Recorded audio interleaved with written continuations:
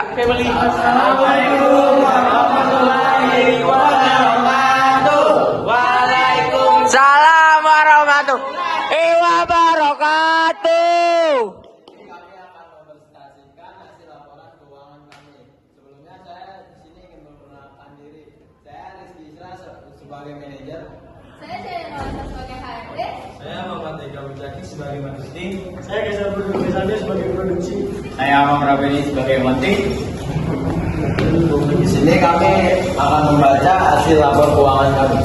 Latar belakangnya, kipas tangan merupakan produk sederhana namun tetap diminati oleh masyarakat, terutama di daerah beriklim panas seperti Indonesia. Selain fungsinya untuk memberikan kesejukan, kipas tangan juga sering digunakan sebagai aksesoris dalam kegiatan budaya, souvenir acara maupun pelengkap busana tradisional. Permintaan yang stabil dan biaya produksi yang relatif rendah menjadikan kipas tangan sebagai produk yang potensialnya untuk dijual. Oleh karena itu, usaha penjualan kipas tangan ini dilakukan sebagai upaya memenuhi kebutuhan pasar sekaligus meningkatkan pendapatan. Di sini ada tujuannya memberikan solusi praktis untuk mengatasi panas. 2. Menambah pendapat melalui penjualan produk sederhana. 3. Menawarkan alternatif ramah lingkungan tanpa listrik. 4. Mempromosikan produk kreatif dan bermanfaat. 5. Melatih keterampilan kewirausahaan siswa. Yang keenam, meningkatkan minat konsumen terhadap produk handmade. Ketujuh, melatih kemampuan promosi dan komunikasi dalam bisnis. Ke-8, terakhir, mendorong kreativitas dalam desain dan kemasan produk. Dan penjelasan usaha ini di sini ada. Usaha kipas tangan ini merupakan kegiatan wirausaha yang memanfaatkan bahan sederhana seperti kain batik, stik es krim, kain warna, atau bambu untuk dijadikan produk fungsional dan menarik. Kipas tangan dipilih karena memiliki nilai guna tinggi, terutama di cuaca panas, serta mudah dibawa untuk kemana saja. Selain sebagai alat untuk mengatasi rasa gerah, kipas ini juga dapat dikreasikan dengan desain motif menarik dan bisa disesuaikan dengan selera pasar. Di sini ada penjelasan beberapa produk.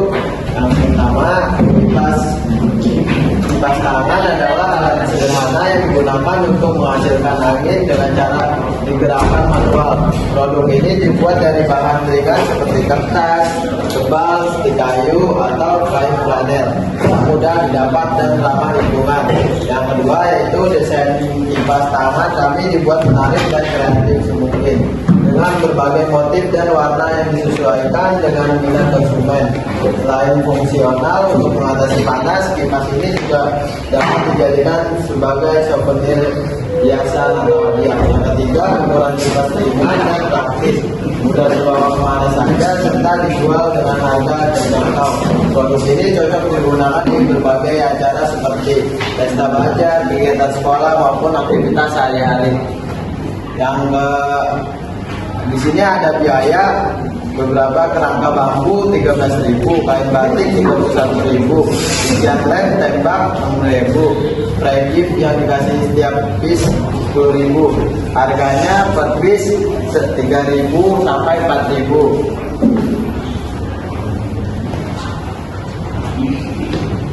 Untuk laporan penjualan di sini ada tanggal 25 Februari 2025, nomor beli nekat, subtotal 4.000, diskonnya 50%, total penjualan 4.000, cash.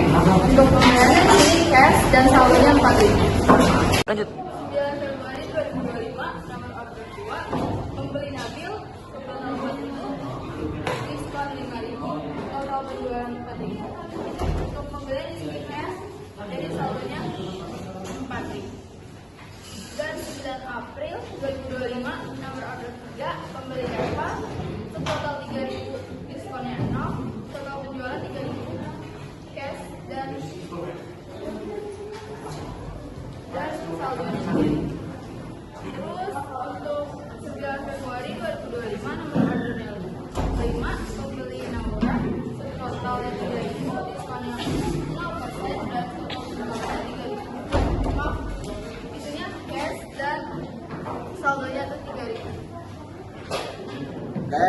ada beberapa esesan cetak dari kelompok kita.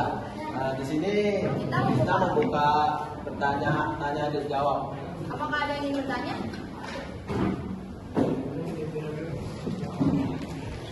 Nama aku Devira dari kelompok 1. Kira-kira itu kalian produknya sistem PO apa langsung PI? Makasih. Ya. Apakah ada lagi yang ingin bertanya? Aku Nabila Diakanser dari kelompok 2. Kan Kinaya cewek sendiri ya. Aku pengen nanya, itu ada kesulitan nggak kayak apakah ada kesulitan, apakah dirangkul sama yang lain gitu? Saya pertanyaan pertama dari kelompok 4 ingin bertanya, apa sih yang kalian lakukan jika ada orang yang menyamakan barang kalian gitu, produk kalian? Makasih.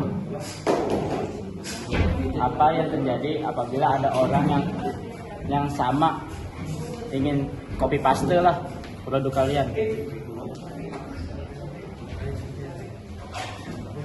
Saya bertanya, apakah kalian mengalami kerugian? Jika iya, apa penyebab utama kerugian yang dialami oleh usaha kalian? Oke, di sini kita akan menjawab pertanyaan dari Devira. Yang pertama,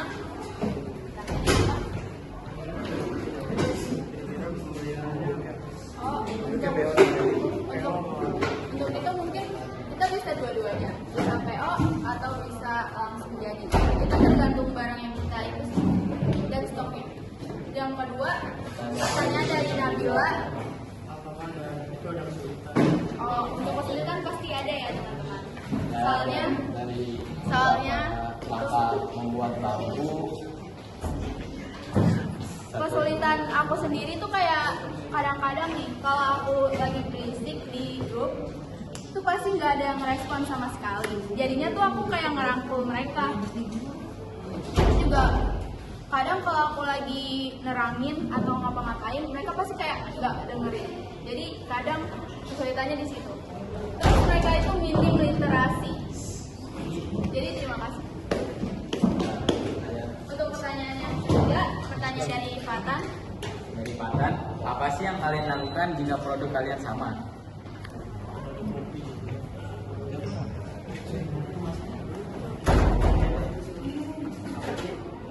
Kalau ada dari produk yang kita lihat copy paste buat kita bakal melakukan inovasi, di mana kita bakal mengupgrade produk kita agar lebih menarik untuk dilihat dan terus juga kita akan menambahkan gift untuk para pembeli. Saya akan menjawab dari pertanyaan Aura. Maka kalian mengalami kerugian?